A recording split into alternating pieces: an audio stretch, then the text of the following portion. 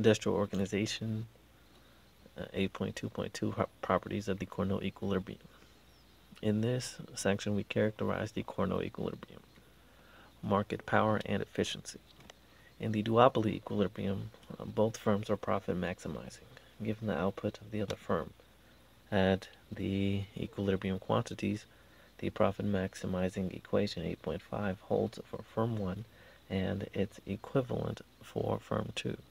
If we divide both sides by capital P of Q sub I superscript C and Q sub J superscript C and multiply the top and bottom of the right-hand side by equilibrium industry output, capital Q superscript C, we can rewrite this equation as capital P of Q sub I superscript C and Q sub J superscript C minus capital M capital C sub I of Q sub I superscript C over capital P of Q sub I superscript C and Q sub J superscript C equals minus D capital P of Q sub I superscript C and Q sub J superscript C over D capital Q multiplied by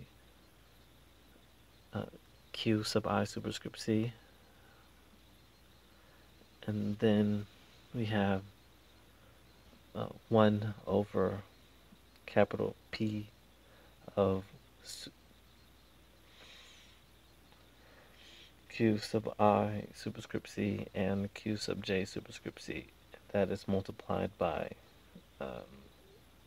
capital Q superscript C over capital Q superscript C, which is 8.13.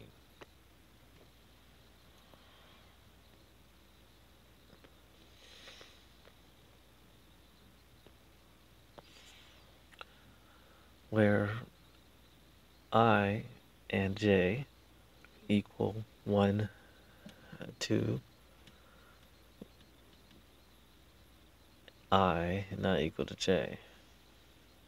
We can rewrite 8.13 as capital P of Q sub I superscript C and Q sub J superscript C minus capital M capital C sub I of Q sub I superscript C over capital P of Q sub I superscript C and Q sub J superscript C equals S sub I over epsilon 8.14, where S sub I is the market share of firm I, open parentheses Q sub I superscript C over capital Q sub I superscript C, and epsilon is the absolute value of the elasticity of market demand.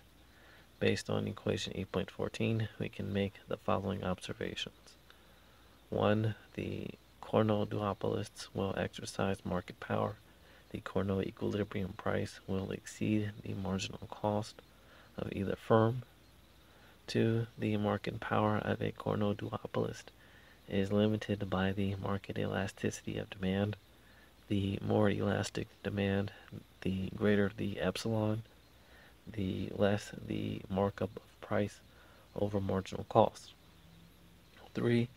Cournot markups are less than monopoly markups because S sub I will be less than 1. 4. There is an endogenous relationship between marginal cost and market share. Firms with lower marginal cost will have greater market shares. More efficient firms will be larger.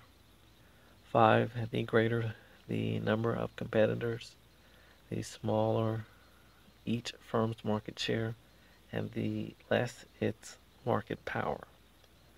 The elasticity of firm 1's residual demand curve is epsilon over S sub I.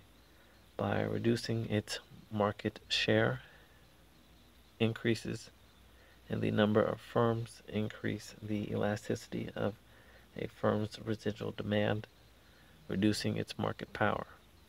This indicates the importance of barriers to entry on a firm's market power.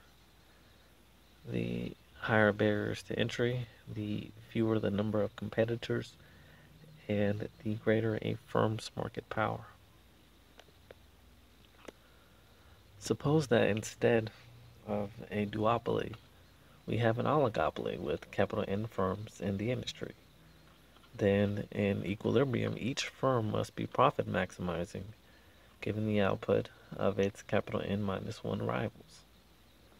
Denote the list of vector or outputs of firm 1's rivals as Q sub negative I equals open bracket Q sub 1 and Q sub 2 to Q sub I minus 1 and Q sub I plus 1 all the way to Q sub I sub all the way to Q sub N, close curly bracket. Then the output for I in the Nash equilibrium to this capital N firm Cournot game would satisfy the equivalent of 8.14 or capital P of Q sub I superscript C and Q sub negative I superscript C minus capital M capital C sub I of Q sub I superscript C over capital P of capital P over capital P of Q sub I superscript C and Q sub negative I superscript C. That equals S sub I over epsilon, which is 8.15. If we multiply both sides of 8.15 by S sub I and then sum both sides over all capital N firms, then we have the sum of all the S sub I's from where I is equal to 1 to capital N of capital P superscript C minus capital M capital C sub I of Q sub I superscript C over capital P super C. And that equals the sum of the S sub I's squared from I equals 1 to capital N over epsilon, which is 8.16. Or we have the sum of the S sub I's from I equals 1 to capital N of capital P superscript C minus capital M capital C sub 1 of Q sub 1 superscript C over capital P superscript C. And that equals the HHI over epsilon, which is 8.17, where HHI is equal to the sum of the S sub I's squared is the Herfindahl-Hirschman index, and capital P superscript C is the Cournot equilibrium price. The Herfindahl-Hirschman index is the sum of the squares of market shares, and it is a common measure of market concentration. The Herfindahl-Hirschman index can vary between 0, which is perfect competition, and 1, monopoly. Fewer firms and larger variations in market shares increase capital H, indicating a greater degree of concentration. As equation 8.17 shows, the greater the HHI holding the elasticity of demand constant, the greater the weighted average markup or industry-wide Lerner index of market power will be. The Cournot model correctly captures the nature of oligopolistic interaction in an industry, The Herfindahl-Hirschman Index and the elasticity of demand provide information about industry performance. We have a superscript 4 that comes from the sentence that starts, we can rewrite 8.13 as capital P of Q sub I superscript C, and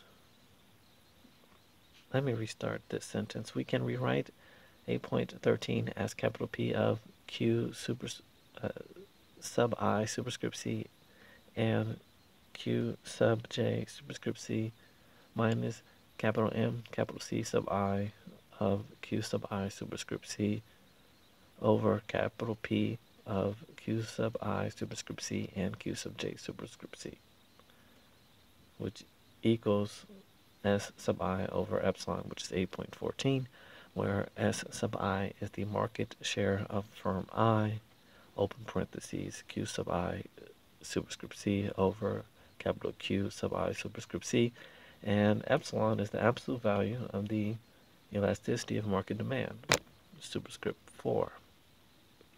And superscript 4 reads, recall that epsilon is negative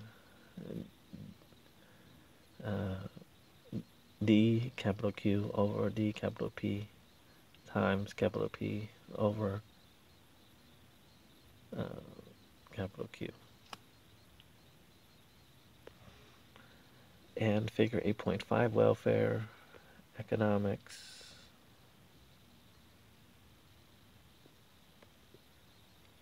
of Cournot equilibrium. So price vertical axis, capital, which is given by capital P, and quantity by capital Q on the horizontal axis. You have a demand curve that is the price axis, and that demand curve is capital P of capital Q. Along the capital P axis, we have capital P superscript C, and if you follow that price to the capital P of capital Q, that has a corresponding quantity of capital Q superscript C. And that triangle that's created from the is the consumer surplus. Below capital P superscript C on the price axis, we have C, which is marginal cost. And if you follow that price to the demand curve, then that corresponds to the capital Q of superscript S on the quantity axis. And above the marginal cost, but below the capital P superscript C, and left of Q sub capital Q superscript C, we have the industry profits. And to the right of capital Q superscript C and below the demand curve, we have the deadweight loss.